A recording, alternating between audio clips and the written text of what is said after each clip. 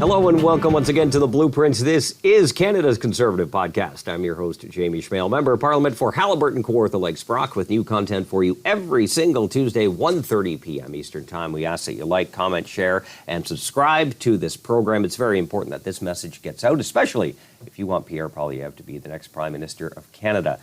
On today's show, we have one of the latest by-election winners, Don Stewart, the Member of Parliament from Toronto St. Paul, the belly of the beast. Thanks for coming on the show. Thank you very much, Jamie. Pleasure to be here. And congratulations, by the way. Thank you. That was a heck of a by-election. It was. I've been hearing a lot of congratulatory remarks this week. That won't get old Yes. for me, but they're starting to wear off. The election was just a fantastic thing.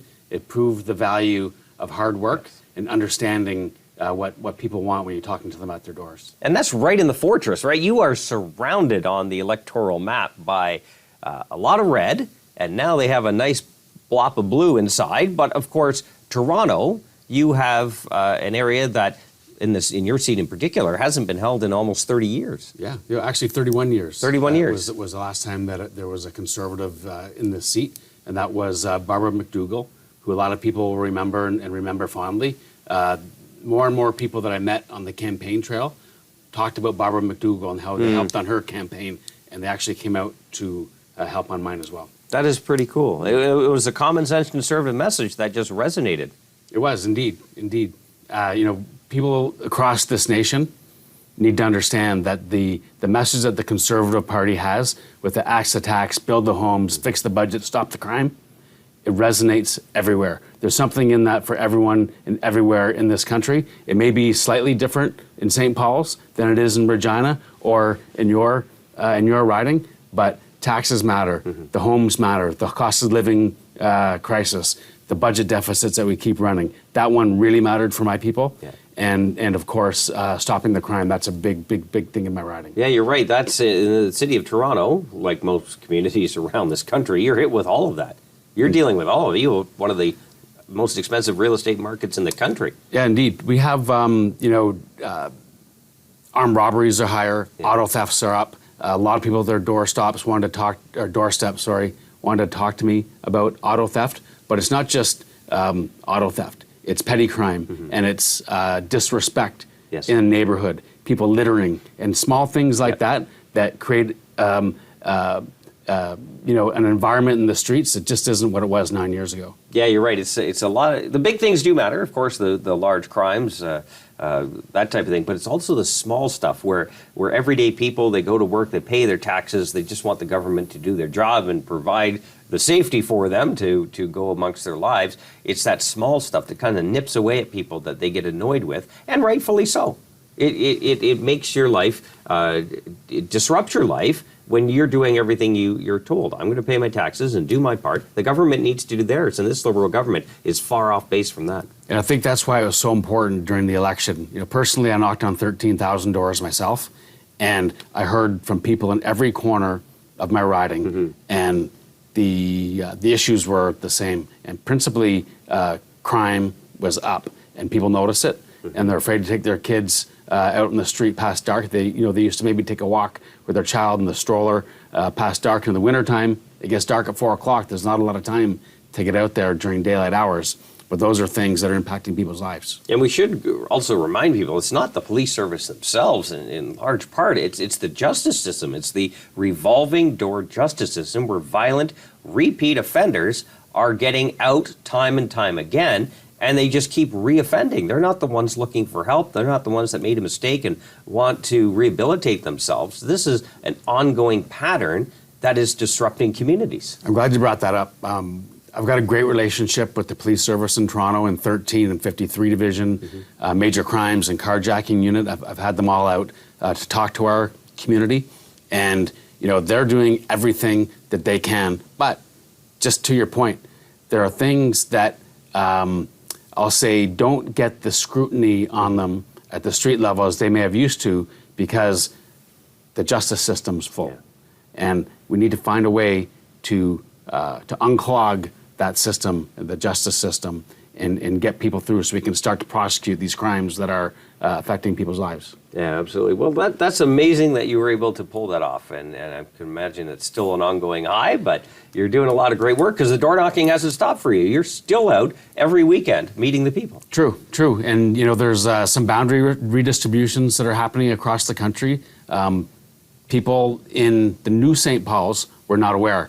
So every 10 years we get a boundary redistribution, and I've been focusing on those new areas to let people know that I'm there for them and that I don't want to be a new face for them when this next election does happen.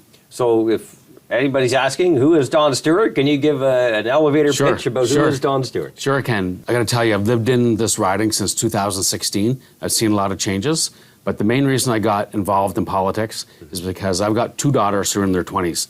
They do not have the same opportunities that I had when I was their age.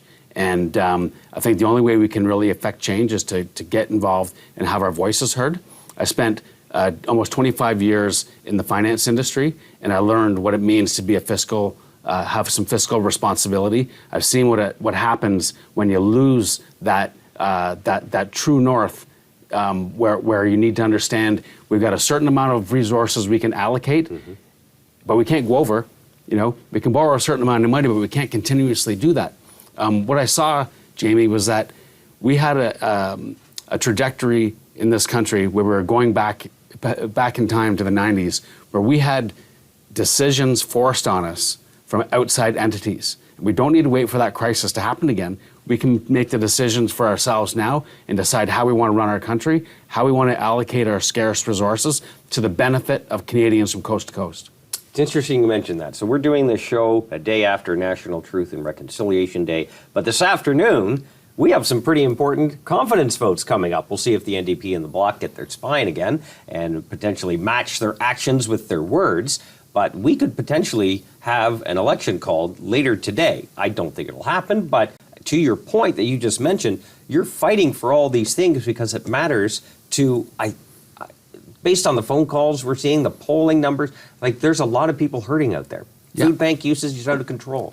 And I'm glad you mentioned the Truth and Reconciliation Day. I spent last Sunday at an Equinox event with our Indigenous community in Toronto, St. Paul's, and it's the first time I've done that, and it was just an amazing experience.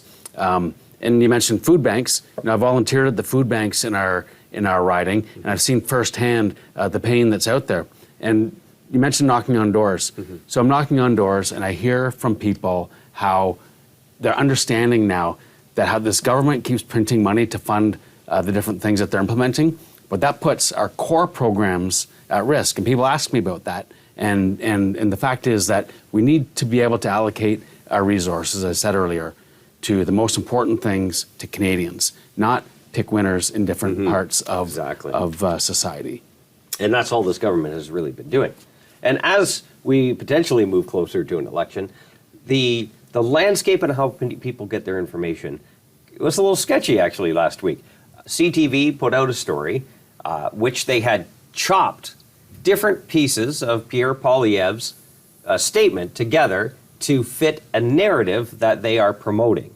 And so this is something I really want to dive into as a former journalist, but how the news media is more narrative-based than they used to be. You know, the who, the what, the where, the when, the why, the how, right? The media used to always put in both sides, and then people were able to make their decision. Now it's more like promoting a narrative.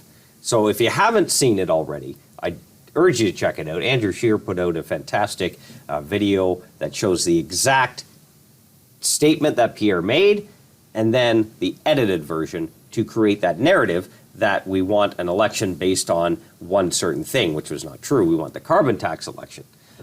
So let's cue up cut one. This is the CBC now. So they're still defending what they had done. They're trying to back up their buddies at CTV, and this question is just absolutely incredible and shows what the media will do to create their narrative and keep it going across multiple platforms. Play cut one. When you make allegations like this about a publicly traded company on the floor of the House of Commons, should you be doing that? This is what I wonder about. There are people with their pensions, mutual funds, their livelihood invested in Bell, And I know it's gone through some struggles and laid people off, but is that what we're going to do to corporate Canada? I'd point out that a lot of that disdain is directed very much at the CEO and the executive team, and not at the boots on the ground that are laying cable. I think there is an important distinction there. This would be a lot less complicated if telecommunications companies were kind of out of the journalism business. It would be a lot less complicated if these companies weren't receiving either preferential regulatory treatment or, in some cases, direct subsidies. So to me, Kate is right there, pointing out that, there's some issues there, and it was Pierre's comments were directed at the leadership, not the people on the ground. But you just see there that the media will do everything they can to defend themselves, even though they were completely in the wrong. And this is the CBC. CTV was the one who made the error in the statement, and yet the blame still has to be on Pierre, right? Like, how dare you talk about the mistake in the media because there are people whose paychecks depend on that? Well, why doesn't this apply to Jagmeet Singh when he calls out Loblaws, or anybody, or Justin Trudeau when he does the same thing? Yeah. It's a completely unlevel playing field. And I love how this is the great thing I think about our party, is that you've got experience as a journalist. I've got experience in finance, because what I see from that is the CBC host tries to lay this, Mr. Polyev is destroying people's pensions and mutual funds. Yeah, exactly. Well, it's not that. He's calling out for the truth. Right. And that's all we're doing. We just want the truth. The blame lays at the CTV news people that allowed this clip to be edited to portray that narrative that's untrue. And basically repeating liberal talking points. Mm-hmm. Like, the media is supposed to be the unbiased, the neutral observers, as I call them, right? Calling balls and strikes. But instead, they're repeating liberal talking points, editing clips, like different sentences, putting words together to create a narrative that they want to portray as to why Pierre and the Conservatives, us as an opposition, me included, won an election. And I hear it all the time during the campaign. People would tell me that the Conservative Party was this, the Conservative Party was that, Pierre Poilievre is this or that. But people hadn't done their primary research to decide if it was true or not, because so many things were so untrue. I got to have some very valuable discussions at people's doorsteps where they wanted to chat.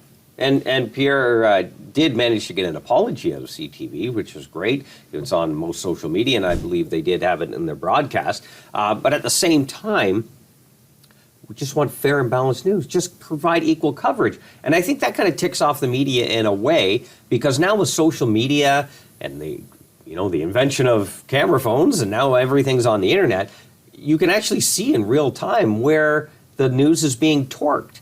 And I think that's why there is this general frustration and growing frustration amongst the public, that they can see when the media is torquing a story. It's very clear to see. And just make things balanced. That's it. That's all you have to do. Just do your job. Make it balanced. It's a very hard thing right now, it seems, for the media to do that. Yeah, it seems that it's more activists than journalists, which is a shame, because it was a very noble profession, and you were able to tell both stories. At least once upon a time you were, and people had that information. But now you don't, because you just get what they want you to come as an outcome, which is to go against the Conservatives. I agree with you on that, Jamie. Yeah. All right. So let's put up the Justin Trudeau's thing before we get to the end of it. I know we're running out of time here, so we'll do it real quick. This is Trudeau last week on the Stephen Colbert show. Of course, he was in New York City talking at the UN and hanging out with all the cool rich people here. So during the show, he was asked, what is we fight of? And softwood lumber tariffs, fishing is a massive problem out east. He says they are small issues. And I know, yes, it's comedy, right? Okay, Conservatives, where is your funny bone, right? I get it. It's comedy. Is there to make people laugh, make light of it. But at the same time, back home domestically, those are some pretty major issues that are caused by Justin Trudeau and his government. Oh, I absolutely agree with you. I mean, I don't stay up late enough to watch the Colbert show because, we're working so hard during the day and up so early in the morning to do that. But I did see this clip, and it was very disconcerting for me to see the problems in Canada belittled on a comedy show. Mm-hmm. Yeah, because people are losing their lives. There are lumber mills that have shut, leaving small towns in dire straits. Hundreds, if not thousands of jobs. Fishing communities out east being decimated because this government will not do its job. And I think this is something we're seeing over and over again. The crime issues we talked about, housing, the budget's out of control. These are not small issues. And yes, you're there to make a joke. You're there to make laugh, but at the end of the day, these are problems Justin Trudeau continues to deny responsibility for, and not even pivot on some of them. I'm a little concerned that we have our prime minister going on late night talk shows in the United States rather than being here to deal with the issues. And this is kind of endemic, I think, of the Liberal Party, is that they're not listening to Canadians, not listening to Canadians where they are and where they want to be heard, which is right here at home. All right, I did go over. I should have ended the show earlier, but I love talking to you, by the way. The guests get the last word. This is your first appearance on the show because you just elected. The floor is yours. Take it from there. Well, that's great. This is a bit of a surprise. I wasn't sure that I was going to get the last word. But you know, being in Ottawa now that I've been here for 2 weeks, it's been a real eye opener. There's a lot more getting done here. Particularly by our party, than people at home realize. You know, question period absolutely is one of the most entertaining things on TV, but those are real questions that we need answers to. And that's why I'm here. That's why I wanted to get elected, is to help this party, help this country solve the issues that are so important to us now and create a new vision for Canada. A new vision for Canada that's going to build the homes, fix the budget, and stop the crime. Absolutely. Thank you so much. I loved that conversation. Okay. I appreciate your time. Thank you. Don Stewart, the Member of Parliament for Toronto St. Paul's. Feels so good to say. Appreciate your time, Don. Thank you for yours as well. Don't forget, we have new content for you every single Tuesday, 1:30 p.m. Eastern Time. Don't forget to like, comment, share, subscribe to this program, and tell your friends they can download it on platforms like CastBox, iTunes, Google Play, Spotify. You name it, it is out there. Until next week, remember, low taxes, less government, more freedom. That's the blueprint.